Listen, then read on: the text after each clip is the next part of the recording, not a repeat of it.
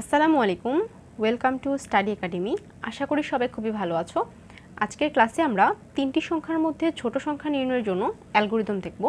তো আমরা সবাই জানি অ্যালগরিদম লিখতে হয় হচ্ছে স্টেপ বাই স্টেপ, অর্থাৎ প্রত্যেক ধাপে ধাপে হচ্ছে কোনো সমস্যার সমাধান করার প্রক্রিয়াকেই অ্যালগরিদম বলে।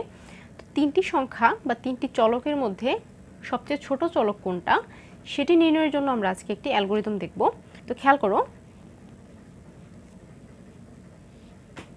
এখন আমি কি বলেছিলাম যে অ্যালগরিদম লিখতে হয় ধাপে ধাপে, অর্থাৎ step by step.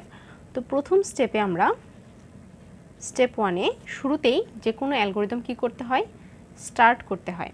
Step 1-এ start করতে হয়। তো স্টার্ট করলাম। এবার স্টেপ 2-তে আমাদেরকে ইনপুট দিতে হবে। তো এখন আমাদের প্রশ্ন কি বলা আছে যে তিনটি সংখ্যার মধ্যে কি সংখ্যা ছোট সংখ্যা।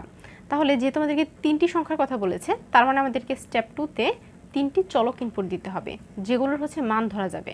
তাহলে আমাদেরকে স্টেপ 2-তে ইনপুটে দেখাতে হবে তিনটি চলক। আমি ধরে নিচ্ছি যে এ, বি এবং সি হচ্ছে তিনটা চলক। তিনটি চলক আমরা এখানে লিখলাম।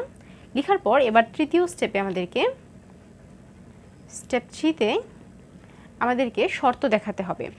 এখন একটা জিনিস খেয়াল করো যে সংখ্যা হচ্ছে তিনটা বা চলক হচ্ছে কয়টা, তিনটা।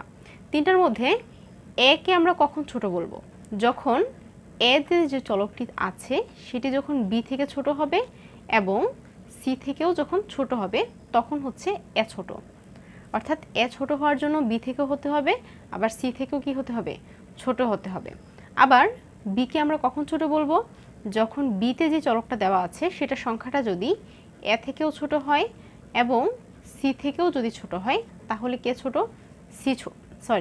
তাহলে কে ছোট হবে, বি ছোট হবে। আর সি যদি ছোট হয়, সি ছোট হওয়ার জন্য কি হতে হবে, এ থেকেও ছোট হতে হবে, আবার সি কে বি থেকেও ছোট হতে হবে। তো এই আমাদের শর্তগুলো হচ্ছে আমাদেরকে এই অ্যালগরিদমের মধ্যে স্টেপ বাই স্টেপ এখন বসাতে হবে। তো খেয়াল করো, স্টেপ 3-তে আমরা কি বলেছি, শর্ত দিতে হবে। প্রথমে আমরা দেখব যে এ বি সি যে তিনটা চলক দিলাম সেটার ক্ষেত্রে এ বড় কি না। ঠিক আছে, এটা স্টেপ 3-তে আমাদেরকে চেক করতে হবে। তো স্টেপ 3-তে আমরা বলবো ইফ যদি a less than b and a less than C হয়।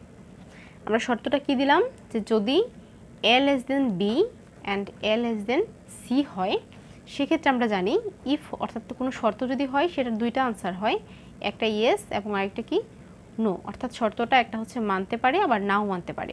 এখন এই শর্তটা যদি মানে, অর্থাৎ বি থেকে যদি এ ছোট হয় এবং সি থেকেও যদি ছোট হয় তাহলে ছোট কে হচ্ছে, এ হচ্ছে ছোট। তাহলে আমাদেরকে ইয়েসে দেখাতে হবে যে হ্যাঁ যদি এই শর্তটা মানে তাহলে প্রিন্ট এ স্মলেস্ট, প্রিন্ট এ স্মলেস্ট।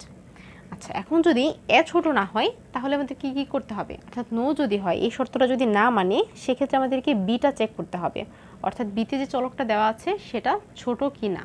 তো এটা আমরা কত নাম্বার স্টেপে চেক করব, স্টেপ 4-এ। এই জন্য আমরা নোতে দেখাতে হবে দেন গো টু স্টেপ 4। অর্থাৎ এই শর্তটা যদি না মানে সেক্ষেত্রে 4 নাম্বার স্টেপটা কি করো, চেক করো। এবার স্টেপ 4-এ আমরা কি লিখব, স্টেপ 4-এ আমরা দ্বিতীয় শর্তটা চেক করব যে বি ছোট কিনা, এই বি ছোট কিনা। তো বি ছোট হওয়ার জন্য কি করতে হবে, ইফ যদি B less than A and B less than C হয়।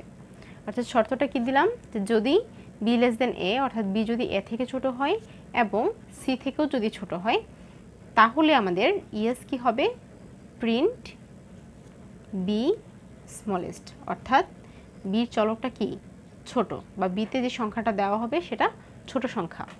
এখন একটা জিনিস খেয়াল করো, নোতে আমরা কি লিখব, নোতে আমরা লিখব প্রথমবার যখন এ শর্ত ছোট কিনা, এ ছোট কিনা এটা শর্তটা চেক করার পর নো হয়ে স্টেপ 4-এ আসছে। এখন স্টেপ 4-এ আসার পর বি এর শর্তটা চেক দেওয়ার পর আমরা দেখব যে বি স্মলেস্ট কিনা। এখন বিও যদি না হয়, এও যদি না হয়, বিও না হয়, তাহলে আমাদের আর চলক রয়েছে কয়টা, একটা। অর্থাৎ তিনটার মধ্যে যদি দুইটাই না হয় তাহলে ছোট কি হবে, সি হবে। তো এটার জন্য আমাদেরকে কোনো আলাদা শর্তের প্রয়োজন নেই, এজন্য আমরা নোতে দিয়ে দিব যে প্রিন্ট সি স্মলেস্ট। আশা করি বুঝতে পেরেছো। অর্থাৎ এও যদি না হয় ছোট সংখ্যা, বিও যদি না হয়, সেক্ষেত্রে কে ছোট হবে, সি ছোট হবে। এখন আমাদেরকে স্টেপ 5-এ কী করতে হবে, স্টপ করে দিতে হবে। তো আশা করি সবাই বুঝতে পেরেছো। ক্লাসটি ভালো লাগলে অবশ্যই লাইক, কমেন্ট এবং শেয়ার করে দিবে। সবাই ভালো থাকো, সুস্থ থাকো। আল্লাহ হাফেজ।